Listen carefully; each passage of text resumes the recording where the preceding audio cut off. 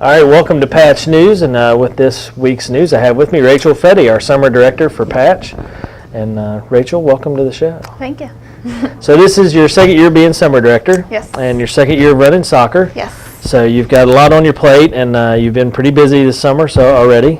We started right after school ended, so it was a seamless transition for parents that needed childcare.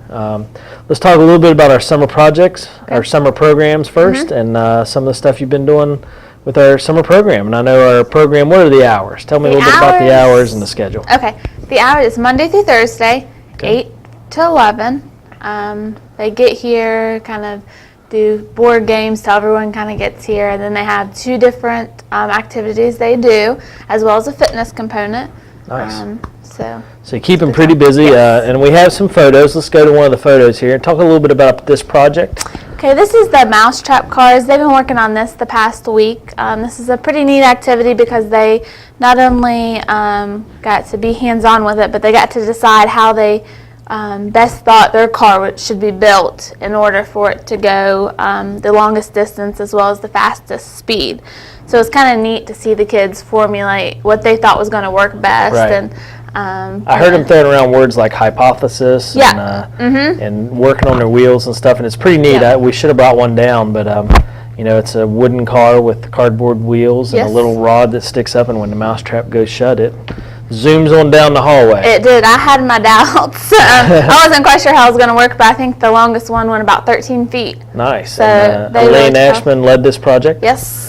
So pretty neat project. It's cool to see, and what you're looking at there is the posters with all the distances and speed that they traveled. So the kids got to make that hypothesis up front and then actually see what came to fruition through it. So pretty neat project. Let's go on to the next photo. Tell us a little bit about this one. Helicopters versus airplanes. Yes, they got to make their own. They're actually called rotocopters, but we just they were helicopters. And we had big ones as well as little ones, and they got to come up with their hypothesis whether they thought which would go the furthest distance as well as which would fall in the fastest time. Right. And we also made airplanes, one that was more aerodynamic. That was something they learned as well.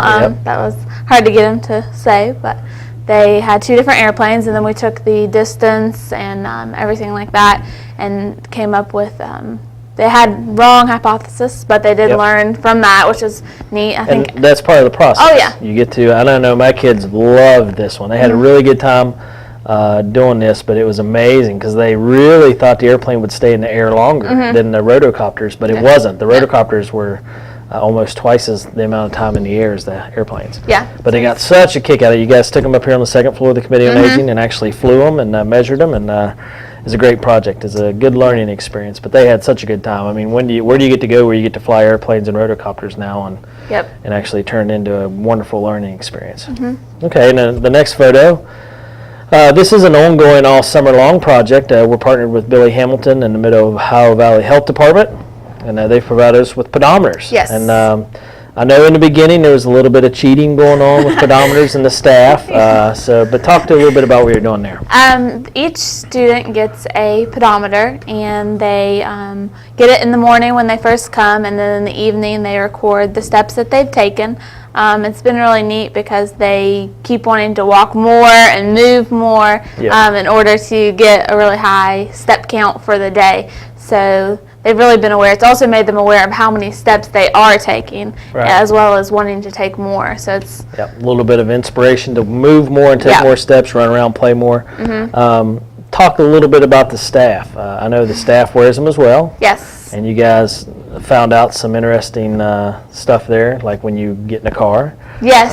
Yes, we had Matt Roberts. He put his in the cup holder on the way to Ripley because we take them off as when the kids take them off, and when he came back, he had like 600 steps, and he hadn't even moved. Yeah, so I dropped mine in the bathroom, and it gave me 40 steps. There you go. So once you worked out the kinks, not too bad. The kids didn't have any problem, but the staff, I'd see them walking around shaking it. Yeah, we had a little more. Yeah, so once you got the rules worked out, it wasn't too bad. Yep. But it's a neat thing. It's a neat thing to track a movement, especially with the staff. I think it's neat to see high school and college students learning about the steps as well. So wonderful project, and again partnering with the Mid-Ohio Valley Health Department and Billy Hamilton here local, their local representative, and working on that type of healthy initiative.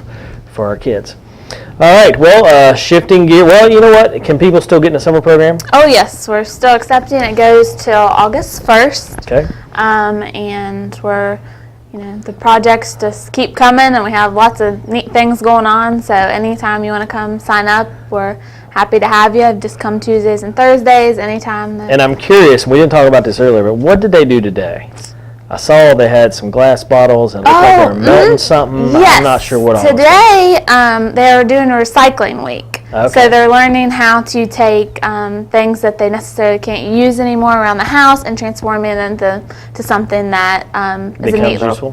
becomes Okay. useful. So today they recycled glass bottles and old broken crayons that couldn't be used anymore, and did a pretty neat project where they melted them and made a really pretty vase. Nice. That's what it looked like, but I wasn't sure. Yep. I didn't want to jump to any conclusions because I also saw they had balloons and some other stuff, but I think that was part of another project. Yep, so they'll be doing that all week, kind of making Awesome. cool things that Okay. they can just use around the house. Well, if you're interested, you can call our office, 927-8047. Our summer programs are free, and they get a USDA-approved snack around 9:30, but we start at 8, and they do fun activities. Tuesdays and Thursdays, they go to the pool and have swimming lessons. We're partnering with the city pool for that.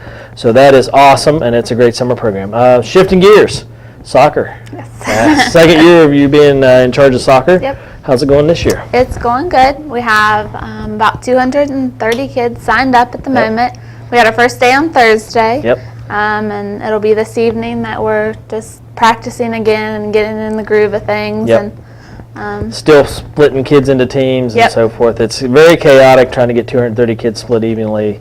more and kids getting than I our- thought. Yeah. So it's always interesting. If someone wants to enroll their child in soccer, can they still enroll? Oh, yes. We're always accepting. We'll throw you on a team. It's not a big deal at all. Run and play. Let's talk a little bit about the age differences. Mm-hmm. The first group, 3 to 5. Kind of, what's the priorities with that? The priorities are really getting them to listen and work together. Yep.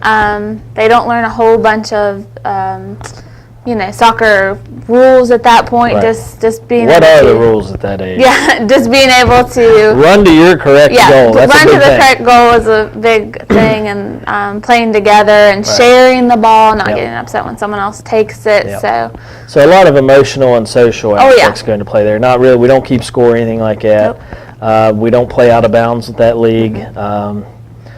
So the kids mainly, we set them down and say, okay, you're going this direction. Yes. Everybody point to the goal. That's always my favorite part because they always wonder which way they should point. Yep. But by mid-season, they know which way Oh, they're yeah. going, and it's so much better. So it's a learning curve, like herding cats in the truest sense of the way.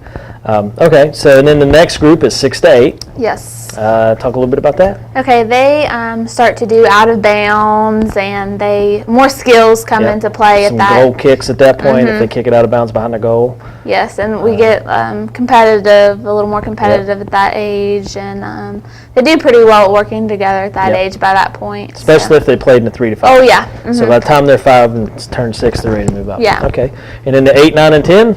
Yes, we have, it'll be 9 and 10. Yep. And they really start to come in with the concepts and playing, by the rules, keeping score, things like that. They play on the bigger field, Yes. which makes it nice with the bigger goals. Okay. So, and then 11 to 15, it's pretty much Yes. full soccer. Oh, yeah. Yep. Okay. Fantastic. Okay. The schedule as of now, Well, today's going to be skills drills yes. again. Uh-huh. Thursday will be more skills drills and break them up into their teams. Uh-huh. And then next week we'll start playing games. Start playing games. So if you have a kid out there, the benefits of soccer are awesome. They get to run. The little guys do about 20 minutes. And again, we're pretty laid back, and we have some photos here. I'll go ahead and kick on the first photo. This is Zach. In the beginning, we do a little orientation with the kids, talk to them about sportsmanship, staying hydrated, having fun, kind of go over the rules for them. And that's him talking to the kids there in a big group. And then this one is where we actually split them up into their groups, and they're starting their skills drills. And that's Coach Slater, who he's been a coach for the last 4 or Long 5 time. years, does a great job. And he's working with the 9 and 10-year-old group here, teaching them to pass and then to take a shot on goal. And I believe he's playing goalie there. So I'm not sure how good of a goalie he is, but he's a fantastic coach. That's all nice. So we really like it. And then the next picture, is we meet with everybody at the end and kind of go over when the next day is, what they need to do for the next practice, and any of the final rules and questions and anything like that. So very informal and not completely structured to where it's rough. I think one of the biggest benefits of soccer is if you go on vacation, it's okay. You don't lose your spot. When you can show up and play, we put the kids into play. While the kids are there, they're in a wonderful environment. Everybody's nice and friendly, and we make sure it's that way. We want all the parents to be happy while they're there, and we want the kids to have a good time. Yep. And I know the 3 to 5 parents are always so worried. Oh, my kid just doesn't want to play. They're really backwards. What would you tell them? Or what do you? I know. What do you tell them when they come to you and they have those concerns? A few of them have come to me and say, I don't think my child's ready quite yet to come out and play. I don't think that they'll be able to interact with the other kids in the right way. And the best thing I usually tell them is this: you have to do something to get them out there. Right. Eventually they're going to have to come out, and for them to learn that skill set at a younger age is really beneficial. Right. And I haven't had any child that hasn't come out of their shell by the end of the season. They're ready to play, and when I set them out for a minute, they're, no, wait, I wasn't done. Yeah. So I think that's a big part of it, and that's why in my little speech when I talk to parents, I always tell them, some of them will go and pick flowers, others will get distracted by the fire truck that goes by, and that's okay. Yeah. Every child's different, and their learning curve is different, and at least they participate and learn to be in that environment, even if they just come and sit on the sidelines and enjoy the water breaks. That's fine. The kids getting out there and they're getting outside and having fun. Yes. Let's go over canceling, the last part of the show. Did we ever cancel soccer? How does that happen? Well, we had to cancel the first day. For high water and safety. Yeah, major flooding. But if anything like that ever happens, we always make a call. Yep, you'll start calling. And it's usually quite in advance. It's not like an hour before. Right. Okay. And we say if you can make it, but we won't cancel because of heat. Our little guys only play 20 minutes. Don't feed them a big dinner before they come and play, especially if it's hot. Make sure you bring water for them or Gatorade, something along those lines, so that they stay hydrated. 20 minutes, 25 for the middle group, and then the older group plays about 30 minutes tops. So it's not too bad. And we always say, we'll let the kids play as much as they want. And if they get too hot and want to sit down, that's fine too. So really fun sport, fun for everybody, very great, or a lot of good qualities to be gained by the little guys especially. So, all right, if you still want to sign up, call Rachel at our office, 927-8047. And we'll be more than happy to get you signed up. You can still sign up. You can sign up halfway through the season or even the last week. It's fine. Oh, yeah. Sign up, get your kid there, have some fun. All right, this show brought to you by A&M Digital Technologies, as always. And we'll be back next week with a new show and some more information and some soccer pictures. So with kids doing more stuff. Yeah. All right, well, thanks for joining us today, and we'll talk to you next week. That's our show for this week.